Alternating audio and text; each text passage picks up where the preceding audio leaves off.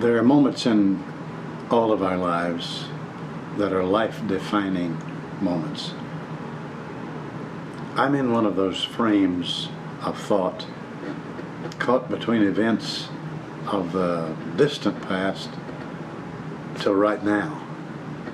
So I want to share with you something of the scenario that I'm sensing that, if I'm correct, involves, and will be pertinent to everyone who watches this video.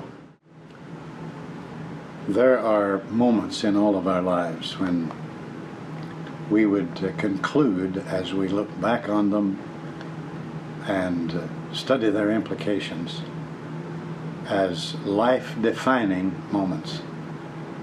I'm thinking of one of those that happened in the distant past that I'll be talking about in a bit. But you're in one right now. We must learn to live in the now. God is. Oh, He was and will be, but He is.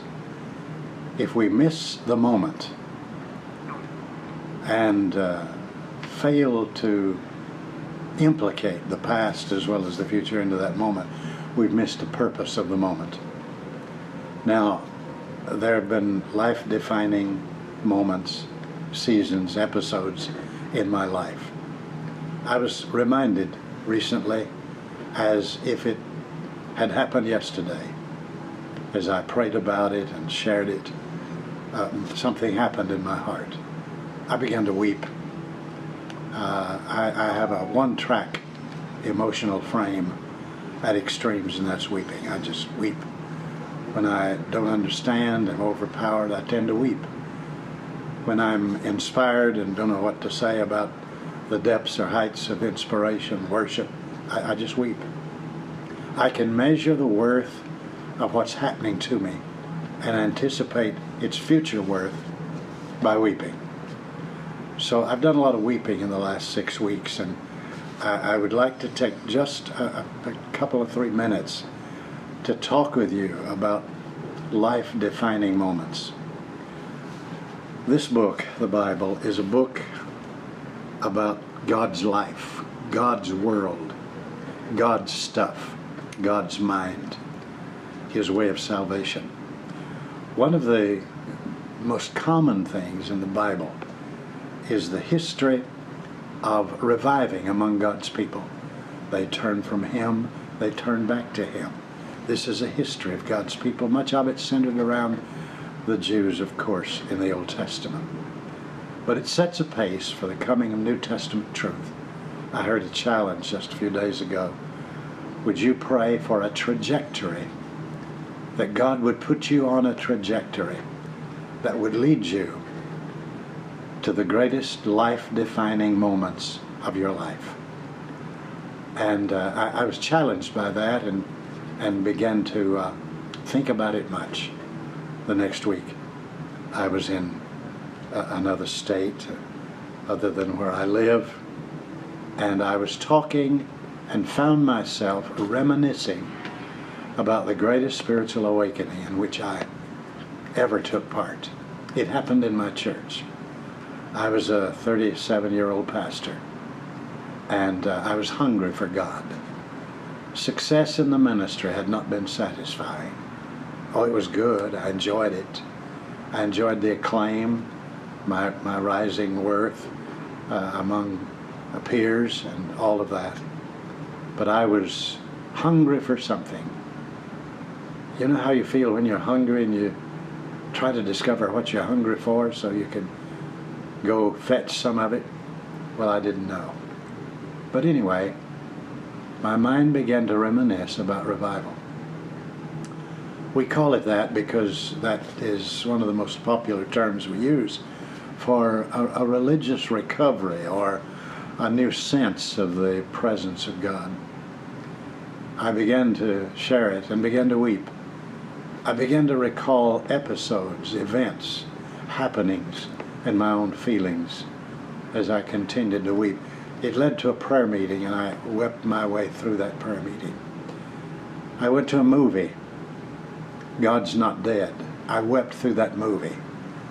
I've done a lot of weeping since then. And I need to sum up in a moment where I feel that has led me at this very moment to describe it. I believe God is ready to do it again. Whatever you remember about what God has done to refresh your life, fill you with the Spirit, baptize you in the Spirit, walk you into new revelation, I believe God is ready to do it again. Step it up and make a life-defining moment that would make your life-defining moments up to now meaningful. So this is what has happened. I sat down in that movie, God's Not Dead. I wept through the whole movie. I said, God, what's going on with me? I shared that night and the next day with the church. This is what God is doing. This is what I feel He's doing. This is where we're going.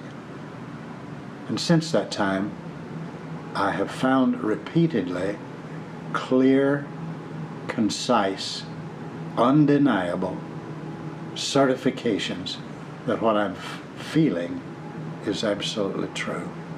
There is something impending in Christianity. There is something in the world that is impending. God is moving. Much of it is unknown, undetected.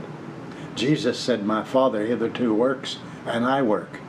And I've been made aware that God is at work, summing things up, about to do the greatest thing in your life. I don't know how it'll happen. I don't know whether you'll be alone or with a crowd. I don't know whether it'll be in public.